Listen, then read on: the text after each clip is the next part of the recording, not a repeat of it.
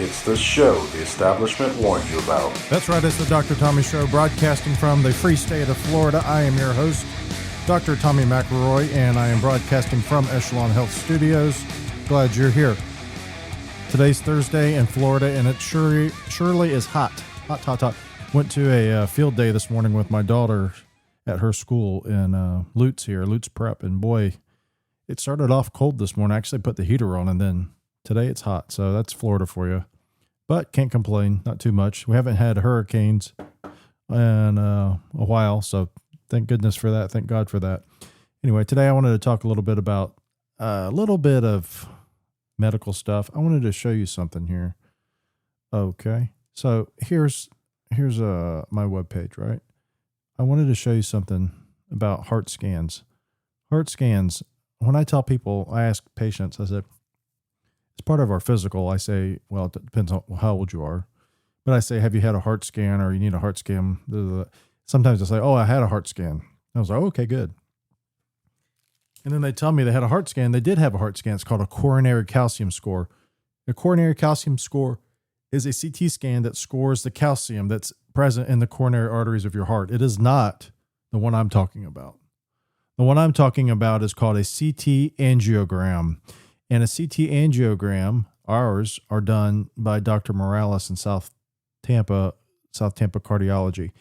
And the reason I bring that up is because when I tell patients or I recommend that they get a heart scan and they say they've had a coronary calcium score or they've had a heart scan and then I find out it's a coronary calcium score, like I said, that's not the same thing to me. The reason why is because a coronary calcium score, if it's 0, is great. And I think I covered this a few days ago.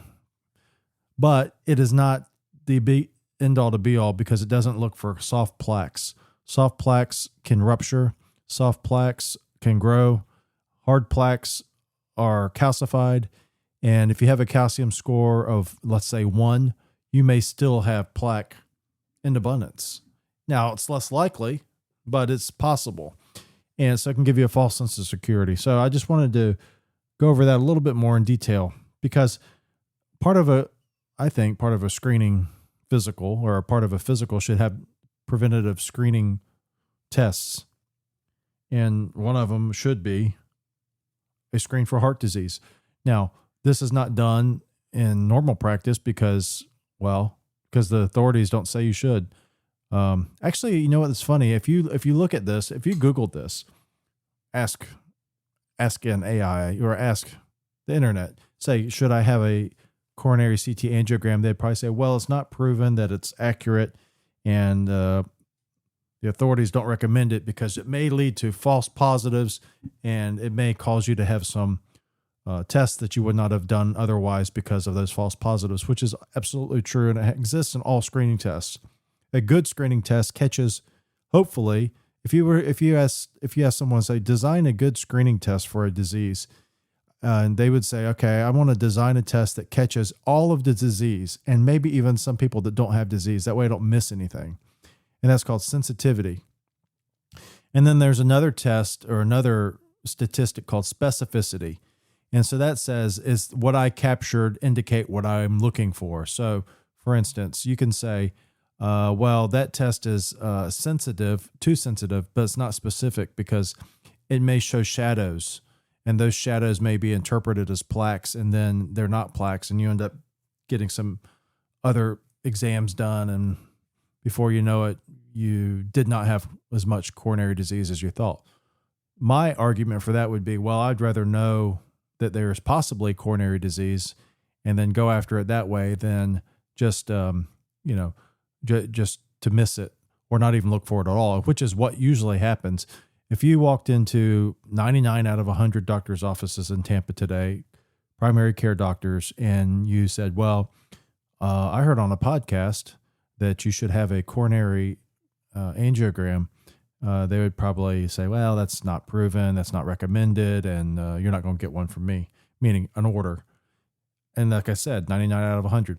Now, we have a patient in our practice actually who was found to have coronary artery disease from a podcast. The podcast didn't tell him, but he listened to a podcast and it said, just like this, go get a heart scan, go get a CT angiogram. He did, and voila, he had heart disease and was able to be treated. So it happens. The reason to get one is because heart disease is the number one killer of men and women in the United States, and it is preventable. You hear all day long about getting a mammogram. You hear all day long about getting a colonoscopy. You hear all day long about getting a prostate exam, potentially. You don't hear about getting a heart scan, and I've been saying this since 2015 on this podcast. You should do that. And you should do that because it's the number one statistical reason that you will die. And if you can prevent that, then great. The other thing I wanted to say about these tests they're not usually covered by insurance. And then so people are like, well, if it's not covered by insurance, it must not be legit. And that's for you to decide. I will tell you, it's about $700 to get the test done.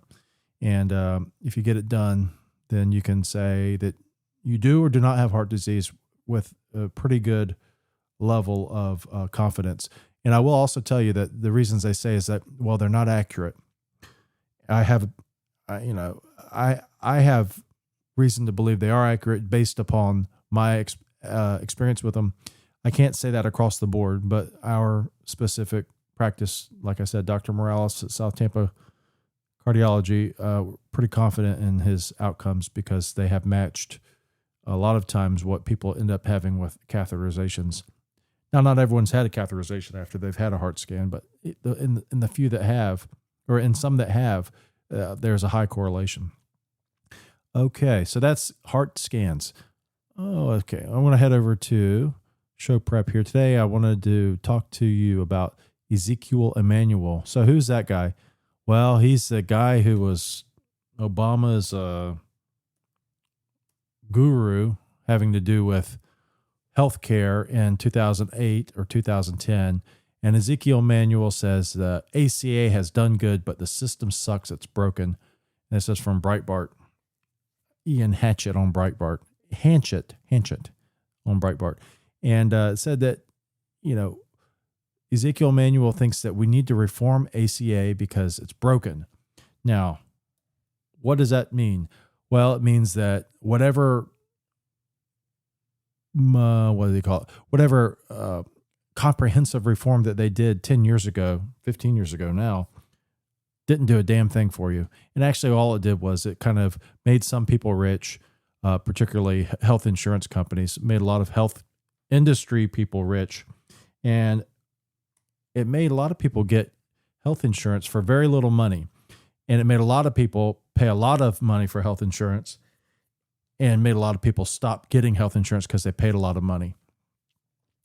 And this highlights a problem that we see with experts like Ezekiel Emanuel, who is the brother of Rahm Emanuel.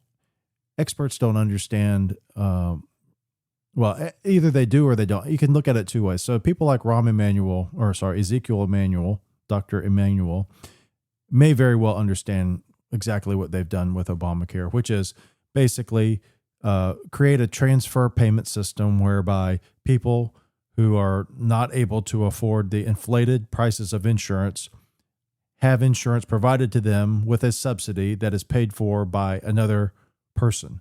So they take money meaning the government, take money from one person for whom they take money from one person and give it to someone else to whom it does not belong. And as to use the words of the late great Walter Williams.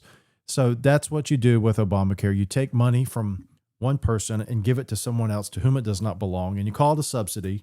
And then you say, okay, now go take this subsidy and pay this selected insurance company and buy their product. And their product is expensive, and their product is basically comprehensive insurance that pays for everything. It pays for your doctor visit. It pays for your medication.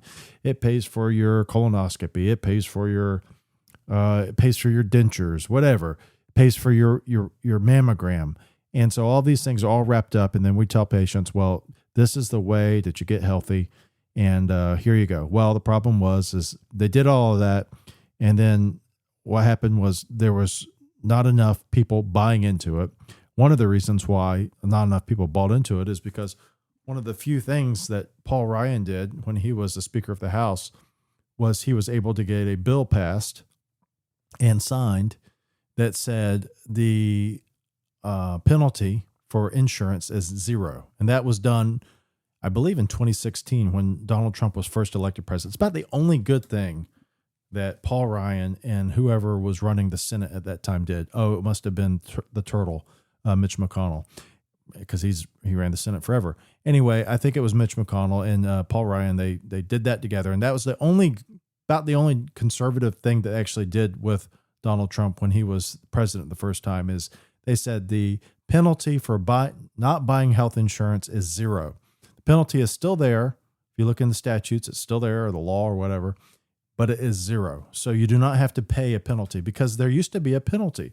Believe it or not, you used to have to pay money to the government if you did not buy the health insurance plan that they concocted through legislation that you should have. And these plans are called comprehensive. Like I said, they cover everything. They cover your medications. They cover your doctor visits. They cover this, that, and the other. And then after all that, the reason, and they do cover all that, and because the fact that they do cover all that, they're extremely expensive. So then you get to the other part of it, which is, okay, so now I have this plan that covers everything. Great on paper, but I have a deductible, and my deductible is not $1,000. It's not $2,000. A lot of times it's $6,000. Tell you a little story. In 2010, I was a new graduate. I joined a multi-specialty group. I was given insurance as part of my benefits package. The insurance was United, I believe. It doesn't matter. It was a big box health insurance plan. It covered everything. It had a copay. The deductible was like, I don't know, less than $1,000, maybe it's $600. All right. So that was in 2010. I'm sorry. Yeah, 2010. 2012 rolls around. Obamacare has gone into effect in 2010. And you're on the tail end of the time when there was what's called grandfathering. You could grandfather in a plan that you had. So I separated from that company because I started this company. And I elected to say, well, I'm going to continue with this health insurance. And I bought a plan for that same health insurance. And the cost of it was $150. And that was in 2012, $150 a month. And it was no subsidies. I paid for it all myself. I paid for it completely. I had no employer. Like I said, I had just separated. I just started this company. And so I paid for it $150. Fast forward to today. People pay thousands of dollars for the same type of insurance. Other people pay very little, maybe nothing, because Obamacare subsidies. And so Ezekiel Emanuel cannot figure out now why the system's broken, but he knows, what does it need? More reform by experts like himself. We will not have health insurance that is affordable until we have health insurance deregulation. In order to get health insurance that is affordable, you have to have health insurance that is insurance. What do I mean by that? Well, insurance should pay for things that are rare, in my mind, expensive, and unpredictable. Now, you can use that across the board. So if you have a house and you have insurance for it, homeowner's insurance, you should use that insurance to pay for things that are rare, expensive, and unpredictable. So in cases where it doesn't meet all of those things, it's probably not a good idea to use it for insurance. So let's make an example. I need a new roof. That's rare, okay, because the roof will last for 15 years. It's expensive, yes. It's not unpredictable. You know it's coming. So therefore, you should not use your your homeowner's insurance to pay for that roof. Now, let's make another analogy. I need a new roof for my house because a tree fell on my house. Okay, now let's back up. That's rare. Trees don't normally fall on houses. It's expensive, same roof, and it's unpredictable. You did not predict the tree was going to fall on your house. You should use your health insurance for that. Now, let's make an analogy to healthcare. All right. So what do we have now? We have health insurance, and Obamacare's health insurance says that it has to pay for, what is it? I forgot what they call it, but basically there's some basic things that they have to pay for. And they say, well, if it doesn't have those things, then they call them, what was the term Obama used? He said that they're not good. Basically, they're cheap insurance plans. They're skimpy, I think is what they call them. They're skimpy. They don't include your generic medicines that you can get for $3 a month. They don't include your doctor's visit, which let's call it as $100 for a doctor's visit if it was cash. They don't include your x-ray for your chest because you coughed for too long, which is $50 cash. They don't include your MRI. Oh, well, here we go. MRIs are, thousands and thousands of dollars, right? MRI of my brain, maybe. Well, MRI of your brain is $350 cash. So anyway, Obamacare says all of those things have to be covered or covered with the caveat after you've paid your deductible. And then you have to negotiate that deductible. But anyway, let's say they're all covered after you deal with the prior authorizations and all that other crap. Let's say it's all covered. Well, then you have what in their mind, in Dr. Emanuel's mind, Dr. Obama's mind, and Dr. Biden's mind, both Joe and his wife. That's what you call a good insurance plan. And if it's not as skimpy, well, let me tell you what a skimpy insurance plan should cover. A good insurance plan should be skimpy, and it should cover things that are rare, expensive, and unpredictable. A good insurance plan, not a skimpy one, a good, legit insurance plan should cover you if you get hospitalized and it costs thousands of dollars, because that's rare and it's expensive and it's unpredictable.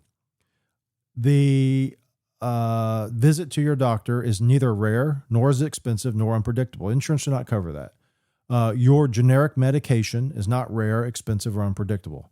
Now, then you can get into the different nuances about should medicines be covered or not, and this, that, and the other.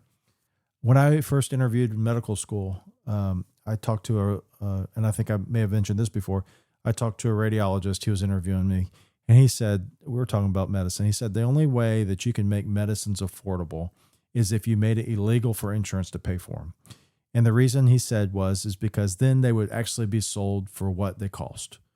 And they would be sold for market value. And you cannot, if you're an insurance executive or a shareholder in an insurance company, you cannot eat or otherwise spend medicine. You have to sell it. And so there's no value to the medicine unless you can sell it. And insurance companies inflate and distort the prices of everything, the prices of medicine, the prices of an MRI, the price of a doctor visit, the price of toenail fungus cream, whatever it is, insurance distorts and inflates that price. You say, well, I have insurance and that's wrong because I don't pay anything for my medication. I go to the doctor, he writes a prescription, and I have Cadillac insurance, and my Cadillac insurance says my copay is $0. So Dr. McElroy, you don't know what the hell you're talking about. I have great insurance. I have Cadillac insurance. Yes, you do. You have Cadillac insurance. You probably pay $15,000 for it a year, or your employer does on your behalf, which comes out of your end because your employer doesn't hire you and say, okay, we're going to hire Tommy and we're going to pay him a salary and we're going to pay him this insurance plan. And it's going to be $15,000, but we're not going to factor that into the cost of employing Tommy. We're going to keep that separate. That's not going to factor into it. If the price of the insurance was $1,000 or the price of the insurance was $15,000, it's not going to affect his salary at all because we're big-hearted and we're just going to eat that. Your employer doesn't do that. So yes, you may very well have insurance that covers everything, quote unquote. You may have a Cadillac plan, which in my experience, when patients tell me they have a Cadillac plan, that usually means hold on because you're about to get denied something that's pretty routine. Anyway, so if you have a Cadillac insurance, you're paying a Cadillac price for it, or your employer is. And so, yes, you may get some things on the cheap. You may get a generic medicine for $0. The reason why is because your insurance company pays about 3 cents for your pills. And so they'll say, okay, we'll eat the 3 cents because we charge them $1,000 a month. That's them. And their employer pays us $10,000. So yeah, we'll give them the 3 cent one and we'll tell them they got a good deal. And a lot of people will believe it because that's marketing. Insurance, the biggest thing about health insurance is marketing. Uh, it's just, unless you sit down and think about it and dissect it, you can have the wool pulled over your eyes so easily. And like I said, if you have Cadillac insurance, you're paying a Cadillac price, and then you should get a few things for free. But insurance, if we wanted to deregulate insurance, if we wanted to make healthcare affordable, as Dr. Ezekiel Emanuel claims to want to do, what Dr. Obama wanted to do, he wanted to make healthcare affordable. If you wanted to really do that, you have to deregulate insurance. You have to let prices fall where they may, and you have to have some people who are not paying very much right now pay more. And you may say, well, that's unfair. And then we get the whole argument about socialism and everything else. But anyway, that's the way to get healthcare more affordable. Get rid of health insurance regulations that make you have certain coverages. You should be able to buy a catastrophic insurance plan. You can't buy a catastrophic insurance plan right now. It's illegal, actually. If you're an insurance company, let's say pick one, I don't know, or make one up. Your Acme Health Insurance Company operating in Florida. You have licensure in Florida and you're selling health insurance plans. And you say, I want to sell a health insurance plan that just covers the bare necessities. Tommy in Lutz has called me and says, I want an insurance plan that covers hospitalization. He does not want an insurance plan that covers a doctor visit because he can pay for that himself. He goes to the doctor once a year. He's willing to pay $300 even to see a doctor once a year. He'd probably pay less, but he's willing to pay that much. He doesn't want to pay for his medications because he's not on any. Or if he is on any, he can get them cheap. He can get them through Mark Cuban's pharmacy. He can get them through Amazon. He can get them through Walmart. He can get them through Publix. He says he can get his medicines. He thinks 90 pills for $10, and he doesn't need insurance coverage. He says he's healthy, and he's not worried about going to see a bunch of different specialists. And so he's going to say, I want to pay, like I said, I don't want to have the doctor visits paid for. I'll pay for them myself. If I happen to see someone besides my one doctor once a year, then I'll suck it up and I'll pay for that. And then he wants me to give him a plan, and I figured out the plan cost, and talking with the actuaries and figuring out all of it, I'm going to say, I think I can give him a plan that will cover everything for $1,000 a month. Well, that's not going to happen. The reason number one is it's illegal. You have to have like I said, I forgot what they're called, the terminology. But anyway, basically Obamacare says that if you're going to sell health insurance, you have to have certain things guaranteed coverage. And some of those things, like I said, include doctor visits, include medications, blah, blah, blah, down the line. And so that's number one reason. Number two, he can't sell that because there's not enough people to buy that. People are scared of buying quote unquote skimpy insurance because people like Barack Obama went on TV and said skimpy insurance plans are bad. Insurance plans that don't cover everything are bad. And people got scared and they said, well, certainly Barack Obama's not going to tell me something that's not true. He's a good guy. He's upstanding. He just wants to help me, like Dr. Emanuel. They just both want to help. And so they wouldn't tell me something that's not true. And skimpy insurance plans are bad. So you have the government with your tax dollars marketing against what is really insurance and marketing for these big, expensive plans that pay for things that people don't want. So there was no market for it, and the market, if there was a market for it, it's illegal to do it anyway, and which is a reason there is no market for it. You can't have a market for a product if the market's illegal unless it's a black market, and you can't really have black market insurance. So if you wanted to, though, like I said, you could have insurance. There's no reason that insurance couldn't cost as much as I used to pay in 2012, adjusted for inflation. There's no reason that couldn't happen. You should be able to buy a plan that pays for hospitalization. You should be able to buy a plan that pays for some catastrophic illness. You should be able to buy a plan that says, look, I'm going to pay for everything up until, pick the number, $100,000, $50,000, $20,000, $1 million, depends on your circumstance. And then we would have real insurance. But to do that, you'd have to build a whole ecosystem of free market medicine. And if you go to free market medicine, what's it? It's the Surgery Center of Oklahoma. Kevin Smith. They're not Kevin Smith. That's the director. Anyway, I'll look it up here. But anyway, free market medicine is something that exists only in very small, very, very small pockets of the country. It's a free market medical association. And that's like I said, that's one place you can start to see free market medicine. But it's not widespread. It will hopefully be widespread, maybe in the future somewhere. Let's see who runs it. Yeah, it's Dr. Keith Smith. That's it. Keith Smith, and this Jay Kimpton are the founders of the Free Market Medical Association. And then Dr. Smith is also the founder of the Surgery Center of Oklahoma, or co-founder, where you can have surgery for basically cash prices. So there are people out there that understand there's free markets out there. Like I said, in our practice, we're concierge medicine. Tracy and I are very in tune to the prices of things, real prices, because although some of our patients are uninsured, most of our patients are insured. And they may or may not want to use their insurance for everything, or they may have a high deductible and they don't want to necessarily meet their deductible. They're willing to not meet their deductible if it means saving them a lot of money. So, let me give you an example. So let's say you're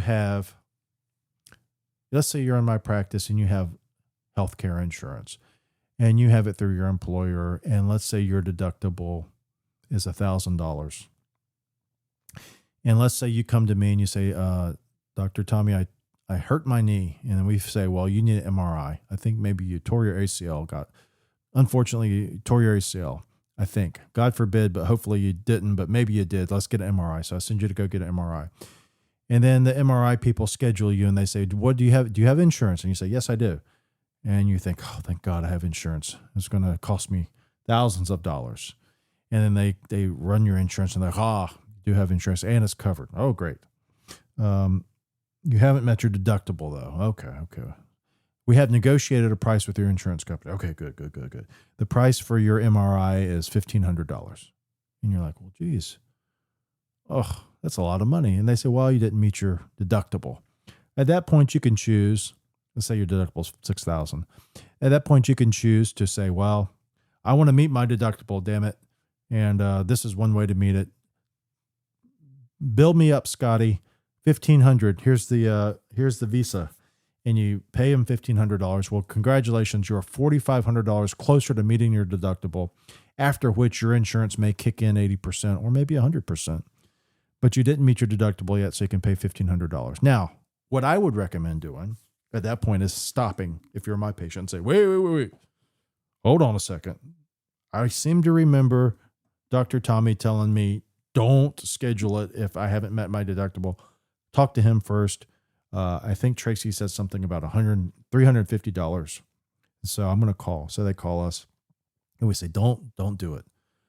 Tell them you don't want to use your insurance. Tell them you want to pay cash, and you pay cash and you pay $350 and you walk out, same MRI, same doctor, same everything. And you may even get it scheduled sooner because they didn't have to get approval from your insurance company. So you may have been able to get it done that day if they have space available instead of 2 weeks, because you don't have to wait for the insurance company to say it's okay. And you saved yourself, what's that, $1,150. So that's what I would recommend doing is in that case. But that's the thing, is that type of understanding is not widespread. And I can honestly tell you that most doctors don't care about that. Most doctors work in the insurance business. They don't want to deal with insurance companies, people who don't have insurance. If you don't have insurance, they certainly don't want to figure out how to get you the right price or a better price. It's kind of your fault if you don't have insurance. I'll tell a personal story. So Tracy and I don't carry health insurance, and Tracy was going to a doctor once, and they anyway, short of it is there was a study that was to be ordered, but the doctor told her, well, I know you don't have insurance, so you might not want to do this. Thinking, I guess Tracy was poor, which is not the case. But anyway, it's very condescending attitude that a lot of doctors have towards patients who don't have insurance. And it's, I don't know why it is. It's just, I don't know, ignorance maybe. I'll be generous and say they're ignorant rather than they're just biased. But that's something that you'll run into. Anyway, we don't have that problem here. Moving along. What else do we got there? Okay. Mark Zuckerberg, this is from Breitbart, is building an AI clone to replace him in meetings. Now, this is surprising to me on a couple of levels. One, I'm surprised that they would make this public. If I was a CEO of Meta or some other company like that, and I was going to do this, and I thought it was going to be convincing, I would just do it and not tell anybody. Just because I wouldn't want them to think I'm just lollygagging around when I'm supposed to be working. I would let them meet with the AI clone instead, and then not tell them, and then, that's what I would do. B, that's A reason why it surprised me. B reason it surprised me is I assumed that he was already an AI clone. I did not know that Mark Zuckerberg was actually still a real person. I long ago figured that he was an AI person. I did not know that he's actually a real person outside of, maybe the real one goes on like Rogan and stuff, but I always assumed that the forward-facing Mark Zuckerberg that we see testifying in Congress, maybe appearing in videos or whatever, I thought I did not know that was actually Mark Zuckerberg. I assumed it was the AI Mark Zuckerberg. But anyway, he's going to make an AI clone to replace him in meetings, and it will give feedback to employees. It'll be interesting. I think there's a very good chance in the future that AI clones, or not clones, but robots, will be walking amongst us. The reasons for that is because I've worked with AI now since last year to help build some things, including a website, another website, and a little project, kind of a joke therapy project that used AI to largely build the content and the structure, and me acting as kind of like a showrunner. So anyway, I think AI has the ability to do what they are asking this clone to do, is meet with people and talk to them. And it would be interesting to see in 10 years where we stand with that. I was listening to a Tesla shareholder meeting with Elon Musk, who I think is a very smart person. I know a lot of people give Elon, flack for being whatever. I don't know. I think Elon, if anything, Elon is a big thinker. People say, well, he stole his ideas and blah, blah, blah. Whatever. Elon is a good CEO because he's a visionary, I think. And I also think he is a good at marketing. I look at Elon Musk similarly to the way I look at Steve Jobs in terms of how they lead their companies. Steve Jobs had the foresight to want the iPhone to be built. He was the one that spearheaded the iPhone. And so the iPhone transformed technology, obviously. So I think a person like Elon Musk is going to transform things. And I think one of the things he's going to transform is, I think he's already transformed transportation. And I don't mean the cars themselves. I mean the idea of the car. And so his idea of the car as basically a computer on wheels, I think is a different iteration than the change that was made from, let's say, making a gas to a diesel. It's a whole different idea. It's a different concept. His idea of the car is a car that will drive itself. His idea of a car is a car that thinks. His idea of a car is a car that, I don't even get into the part about the electricity part, because that to me is beyond the, if let's put it this way, if Tesla made gas cars that drove themselves, I would be just as interested in buying a Tesla gas car that drove itself. The idea that Tesla is electrical to me is beyond it doesn't matter. The only reason I would want to buy a Tesla is because of its capabilities beyond driving. I'm sorry, because of its capabilities from a computational standpoint. I don't care that it's electrical or gas. Back to the reason I say that is because he said in this investor meeting that they're going to build 1 million Optimus robots. And I think those Optimus robots are going to be in homes at some point, and maybe in businesses, and maybe talking with you and maybe doing things. And it'll be interesting. But anyway, back to Mark Zuckerberg. He is not a clone, apparently, because they're building a clone to help him in his daily function as the CEO of Meta. What else do we have here? Blah, blah, blah. Steve Hilton says, oh, this is interesting. So Eric Swalwell to me always struck me as just a, I don't know, how do you say it? How did Eric Swalwell strike me? He struck me as someone who I would not want to be alone with in a room, even if I was a man, just because he seems so greasy.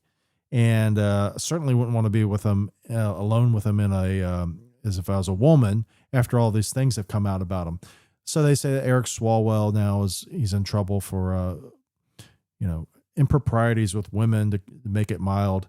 And now he's dropped out of his gubernatorial race, and he is going to resign from Congress, which he has not done yet. Apparently, I don't follow this stuff very closely because I honestly don't care. But what brought it to mind was, as soon as I heard that Swalwell was going down politically, I thought, well, this is interesting, very interesting. And the immediate person I thought of was Andrew Cuomo. Do you remember Andrew Cuomo? Andrew Cuomo in 2021 was the darling of the Democrat media. He actually won a Grammy. Was it a Grammy? Emmy, not a Grammy. He didn't sing. He won an Emmy for his presentations on COVID, because he would get up there and he would do the New York guy, and we got this taken care of. And people loved it, especially people like, the potato, on CNN. He loved it. The human potato. He was just he just ate that type of stuff up. And a lot of people did. And then what happened? Andrew Cuomo said, oh, he's going to run for president now. And so then he starts getting a little bit big for his britches because, maybe there's some people that he stepped on the toes of. And before you know it, what happened to Andrew Cuomo? He's out of it. And why? Again, sex problems. He groped a woman or something like that. That was accused. He was accused of it, and he had to drop out. And then actually, I think it was Tish James. Tish James was the one that went after him, I believe. Attorney General. And there were thoughts, well, Tish James obviously doesn't like him, and maybe wants to take him out. Now, then they would say, well, no, she's just doing her job. She's the Attorney General. She's being unbiased, unlike Donald Trump's Attorney General, blah, blah, blah, blah. Anyway, politically speaking, he got taken out.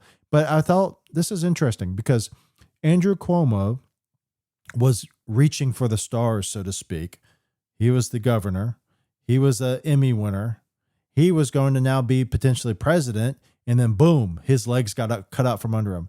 And then, again, you look at Swalwell, big media presence.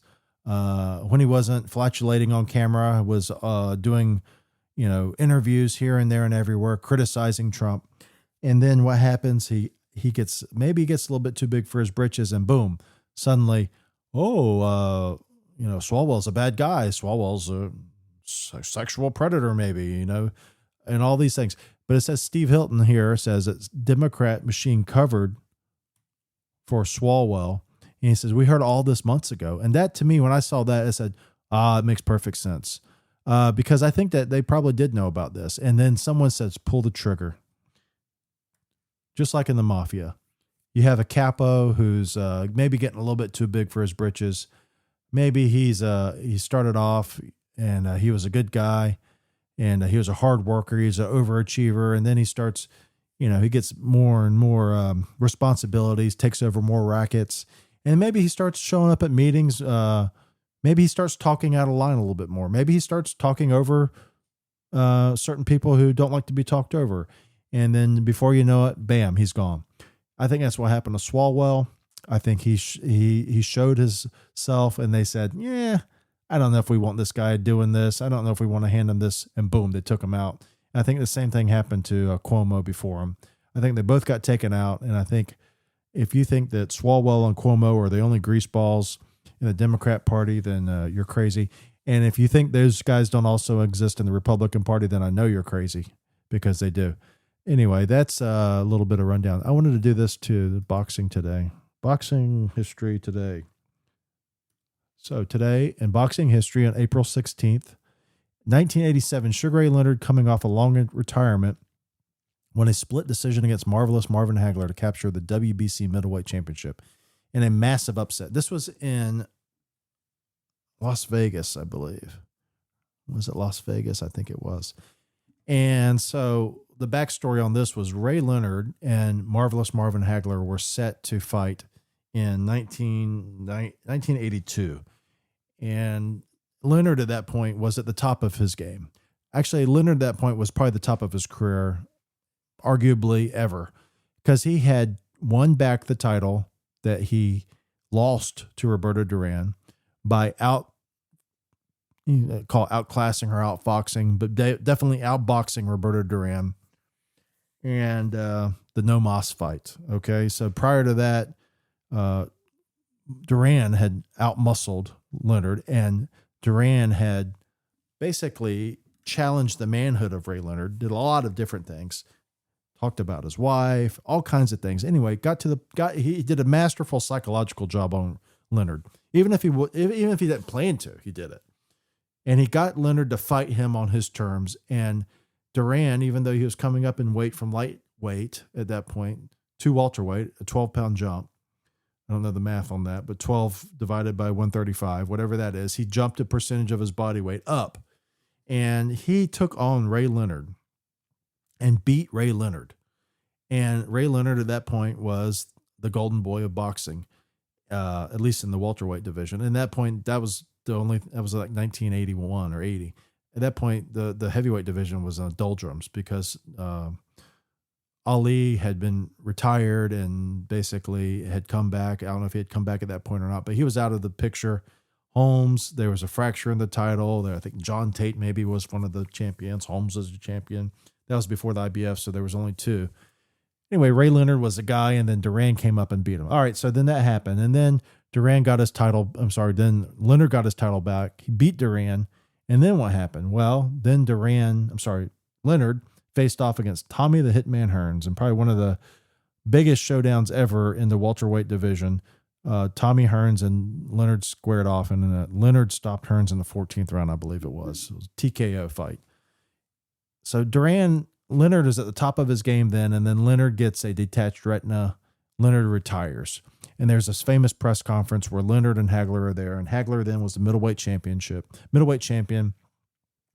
and Hagler was there, and they called a press conference, and Leonard has Hagler on camera, and Leonard very, I don't know what you call it. You could say it was very spiteful or something. I don't know what you call it. Anyway, Leonard, they built this up as this was going to be an announcement of Leonard Hagler fight, and Leonard even goes so far as to say this would be one of the greatest fights ever, and then he goes, it's not going to happen, and then he retires on camera, and he retires because of those detached retina problems that he'd been having, and Hagler's just standing there dumbfounded because Hagler, although he was a great fighter, could never secure the amount of money fighting the guys he fought without Leonard, and that's the business of the game. And then so that was in 1982.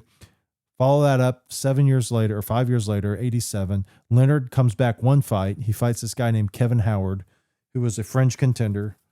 Not to diminish Howard or not, but he wasn't a top contender. And Howard actually knocks Leonard down for the first time in his career. Leonard rebounds to stop Kevin Howard. I believe it was round 7. But then he retires again, and that was in 84. So he's been retired now for 5 years mostly, with one comeback fight in 1984. And here he is. He's going to come back and face Marvelous Marvin Hagler. And who was Hagler at this point? Well, Hagler was probably the pound-for-pound best fighter in the world.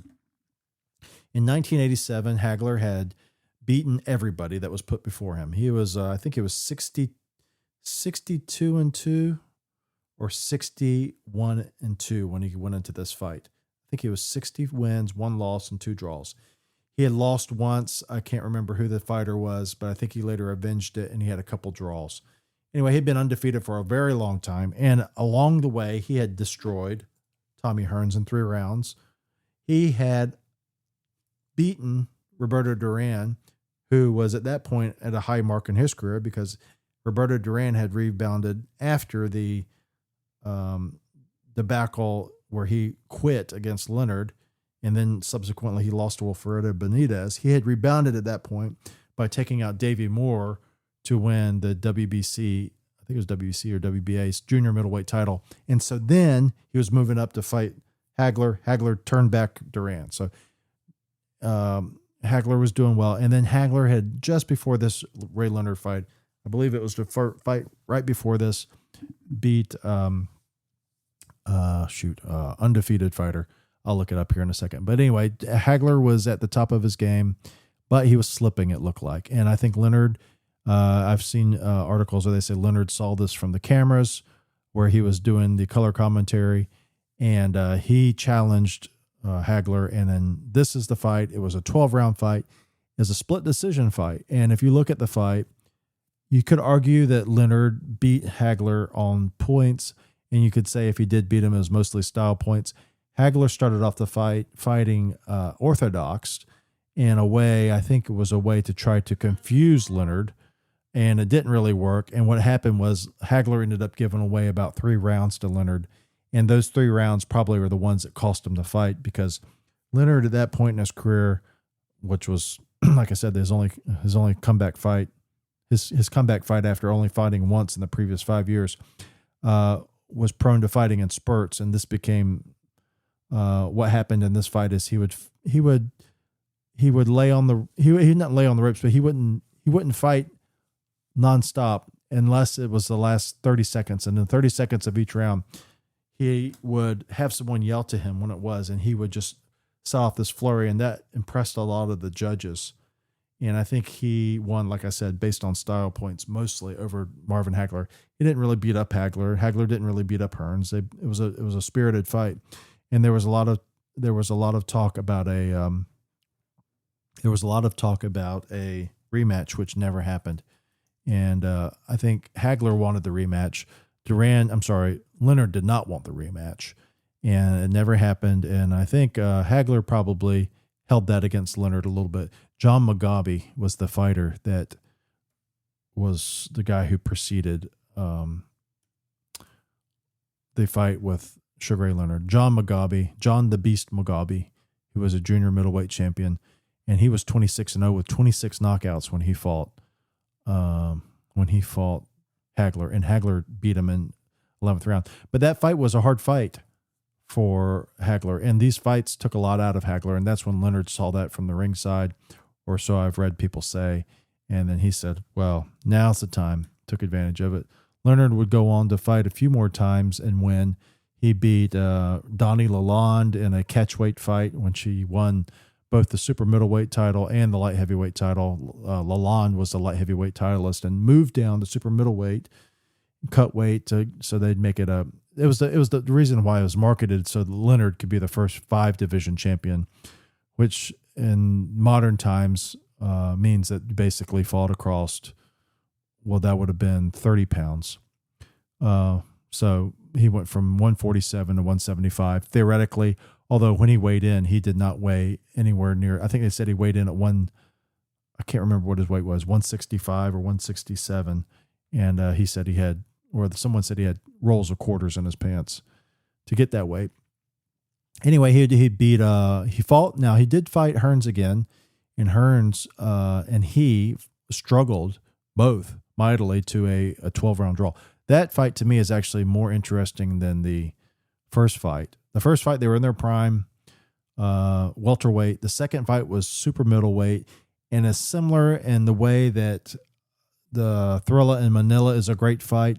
Both fighters had slowed down just enough where the fight was very competitive and very brutal. And the second fight between Hearns and Leonard was a draw, although Hearns knocked down Leonard twice. And Leonard later admitted that Hearns won that fight. Then Leonard fought Duran again, beat Duran. It was a very boring fight, third fight. And then Leonard retired. Then he came back and he fought Terry Norris, who was at that point kind of an unknown. Terry Norris beat him very thoroughly over the course of 12 rounds, knocked him down twice, I think. And then inexplicably, Leonard retired again and then came back 5 years later and fought, of all people, Hector Macho Camacho, who was no spring chicken, but still had enough left to knock down Leonard and then stop him. Thankfully, Leonard has not come back since, and Leonard is close to 70 years old now, so I don't think he will be able to come back. He's 69 here. So anyway, that's the Dr. Tommy Show. Thank you for joining us. I wanted to show you one thing, though. I was going to tell you about AI. And so I wanted to show you something. So I talked about this about a little bit last week. AI projects. So this is my website. And then there's a website that I also have called Concierge Medicine Tampa Bay. This was made with AI, coded by AI. This picture was made with AI. That little boy and that woman don't exist. Everything was made with AI, even the wording. Now, I don't have to have the wording do it. I was doing this as a what do they call it? Kind of like a research project. I was saying, well, what can AI do? And so I just basically told AI, look, here's my website. Here's what I want to do. Build this website. And it went and did all this stuff. Copilot largely, but also used Grok for some coding. But Copilot built the words and stuff, and Copilot just found it and drew it. Now, that's one thing. Now, here's the other AI thing. So this is the podcast page, drtommy.com/podcast. And here's Dr. Kufferman. So Dr. Kufferman is a fake joke therapy doctor, which I alluded to last week. He introduced me on the show. And here's Dr. Kufferman, your friendly desktop joke therapist. Now, why I made this guy is I was at Target, and there was this little guy. He was they called him desktop therapist, actually. He was a little bald-headed guy, gray hair. And I thought, well, I'm going to make one of them. I want to see if I can make one of them. So I started talking with Copilot. I said, look here. I sent a picture, and I said, this is the concept. I want to make one of these. And he said, or Copilot said, okay, well, here's what you could do. And I said, here's my idea. He's going to he's going to say some words, and then he's going to do some basic movements. He'll maybe put his hand on his chin. Maybe he'll touch his glasses, this, that, and the other. And so Copilot said, okay, here's how you can do it. You can start layering PNGs, which is a type of image file. And you can layer those, and then you can do this and this. And I was like, I don't know. It sounds like a lot of work. And I remember one time I did this project with Copilot. It was a troubleshooting project. And I said, I want to, I need to figure out what's going on. And Copilot took me around the world and to find a simple solution. And there's this axiom, I guess you call it, with AI that says AI makes hard things harder and easier things easier. And that's not necessarily across the board true, but what AI can do is lead you on a wild goose chase. And I did kind of do that. So I remembered that. And then I actually ended up getting help from Grok on that coding thing. And Grok told me, he said, look, basically, Copilot told you, you said you needed to go to the store. And Copilot said, okay, here's how we build a car, instead of saying, there's a car in the driveway. So Grok, I remember thinking, well, Grok can kind of do coding also. So then I told Grok my idea, and I said, you can do video. Here's this picture that Copilot made. Can you animate this video? And it did. And here we go. So this is the final product, one of the final products. So this picture here is Dr. Kufferman animated by Grok I said, this is a resting loop. I want him just to sit there, kind of smile. It's got a little nice elevator music in the background. And then so Dr. Kufferman's here listening. He's your friendly desktop joke therapist. And so what this little therapist said at Target was, if you push a button, it would say things like, tell me more about that. Or it would say, and how does that make you feel? Or it would say, tell me about your family, or tell me about your mother. This kind of canned stuff that therapists will say to you that while they're doing the crossword puzzle. not all therapists, obviously. I'm not speaking poorly of therapists. I'm saying there's a stigma amongst therapists that they offer canned BS that is, basically boilerplate stuff. So anyway, I thought, well, that's funny. I'll do that with Dr. Kufferman. I'll make my own desktop therapist. So here we go. So this is Dr. Kufferman's listening. So you click here. It says start therapy. And Greetings. I'm Dr. Stephen Kufferman. Let's begin. And so you begin. So Dr. Kufferman's sitting here and you say, well, I'm going to get therapy. In the book of Aesop, it says, slow and steady wins the race. Profound and absolutely true. So that's a little nugget of nothing wisdom from Dr. Kufferman from the book of Aesop, which he thinks is like the book of Job or something like that. The book of Aesop, Aesop's fables, slow and steady wins the race. Dr. Kufferman offers that as legit therapy. So let's see what else he's got to say. Now it's time. Let's talk about when you first had this feeling. Okay, again, another sweet nothing. And then you say, okay, well, let's be inspired then. What you describe is common across many worlds and eras. I draw on that experience to help you here. Oh, now he's getting into the outer realms where he's saying things that sound a little bit weird. So he's talking about being in other worlds as well. So he's listening. Dr. Kufferman's listening. Let's be inspired. My clinic doesn't fix anything. It just creates the conditions where the truth has room to surface. Well, okay, let's get some more. In my life before this, I was a ballerina in the court of the Russian Tsar. Wow. He was a good man who taught me self-discipline. That helps me guide patients today. Well, he gets really out there, and if you keep listening to him, he's got a lot of different anecdotes. One of them about healing somebody that seems rather out of the world. But anyway, that's Dr. Kufferman. And this is a little sidebar, and it shows his notes while you're talking to him. So you're talking to him. Crystals don't fix you. They realign your astral DNA to its cosmic shape. We fix your DNA. Oh, well, that seems interesting. So he's talking about astral DNA, which is actually a concept that people have, that you have DNA in your body that comes from the stars. Anyway, so this is all to show you that what you can do with AI. Back to my point earlier, I think there's going to be a point in the future where there is a person in your house who is a robot potentially, and they may be doing mundane chores or they may be doing important things. Anyway, this is Dr. Tommy Show. Thank you for joining us. Go to drtommy.com/podcast. Listen live on Rumble or YouTube and watch live. And then it's available via audio on Spotify, audio and video on Spotify, and across the board on any of the other audio places. That's it for today. Join us next time. Thank you. Bye-bye.